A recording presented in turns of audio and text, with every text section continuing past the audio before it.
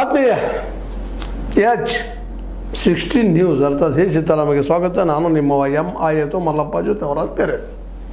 ಜಿಲ್ಲಾ ಹೋರಾಟ ವಿಭಜನೆ ಆಗಲೇಬೇಕು ಅನ್ನೋಂಥ ಒಂದು ಹೋರಾಟ ಏನಾಗ್ತಾ ಇದೆ, ದಿನಕ್ಕೆ ಬೆರೆಸ್ಕೊಳ್ತಾ ಇದೆ.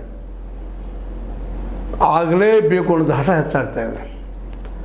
ಇಲ್ಲಿವರೆಗೆ ಗೋಕಾಕ್ ಮತ್ತು ಚಿಕ್ಕೋಡಿ ಭಾಗಗಳು ನಡೆದಿದ್ರೆ ಇವತ್ತು ಮತ್ತೊಂದು ಎರಡು ಪ್ರಬಲವಾಗಿ ಉಟ್ಕೊಂಡಿದ್ದಾರೆ. ಒಂದು ಅಥಣಿ, ಇನ್ನೊಂದು ಬೈಲಹೊಂಗಲ. ಇದು ಜಿಲ್ಲೆ ಆಗಲೇಬೇಕು. ಒಂದು ವೇಳೆ ಜಿಲ್ಲಾ ವಿಭಜನೆ ಮಾಡಲಿಕ್ಕೆ ಹೊರಟ್ರೆ ಇವರು ಆಗಲೇಬೇಕು.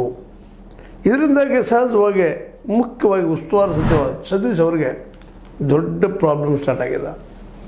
ಇದು ಇಲ್ಲಿವರೆಗೆ ಬಿಟ್ಟು ಯಾಕಪ್ಪ, ನಾವು ಈಗಾಗಲೇ ಚಿಕ್ಕೋಡಿ ಮತ್ತು ಗೋಕಾಕ್ ಜಿಲ್ಲೆಗಳನ್ನಾಗಿ ಮಾರ್ಪಡಿಸಿದ್ರೆ ಇವತ್ತು ದೊಡ್ಡ ಸಮಸ್ಯೆ ಹೇಳ್ತಾ ಇತ್ತ ಅನ್ನೋಂಥ ಸಮಸ್ಯೆ ಅವ್ರಿಗೆ ಕಾಡ್ಲಿಕ್ಕೆ ಶುರುವಾಗ್ಯದ. ಇದು ಅವ್ರನ್ನ ಸುಲಭವಾಗಿ ಬಿಟ್ಟುಕೊಡ್ಲಿಕ್ಕಿಲ್ಲ ಅಂತ ಅನ್ನಿಸ್ಲಿಕ್ಕತ್ತದ.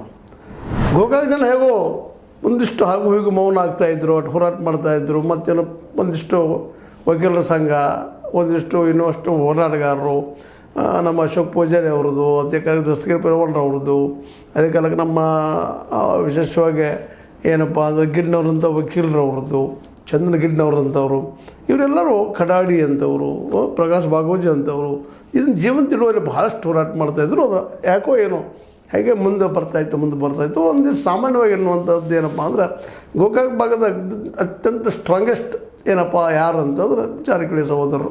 ಯಾಕೋ ಏನೋ ಈ ವಿಷಯದಲ್ಲಿ ಒಂದು ಸ್ವಲ್ಪ ಯಾವುದು ಇಚ್ಛಾಶಕ್ತಿ ತೋರಿಸ್ಬೇಕಾಗಿತ್ತು, ಅದು ತೋರಿಸಲಿಲ್ಲ ಅನ್ನೋದು ಒಂದು ಅವ್ರ ಮೇಲೆ ಆರೋಪ, ಅದು ಗುರುತರವಾದ ಆರೋಪ. ಅದಕ್ಕೆ ಅವರು ಉತ್ತರ ಕೊಡಬೇಕಾಗಿದೆ ಇವತ್ತು.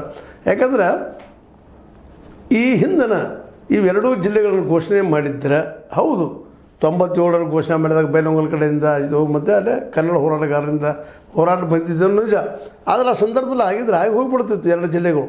ಇವತ್ತು ಮತ್ತೆರಡು ಜಿಲ್ಲೆಗಳು ಹುಟ್ಟುಕೊಂಡಿದ್ದಾವೆ. ಚಿಕ್ಕೋಡಿ ಇದು ಆಗಿಬಿಟ್ಟಿದ್ದಪ್ಪ ಅಂತಂದ್ರೆ ಚಿಕ್ಕೋಡಿ ಅದನ್ನು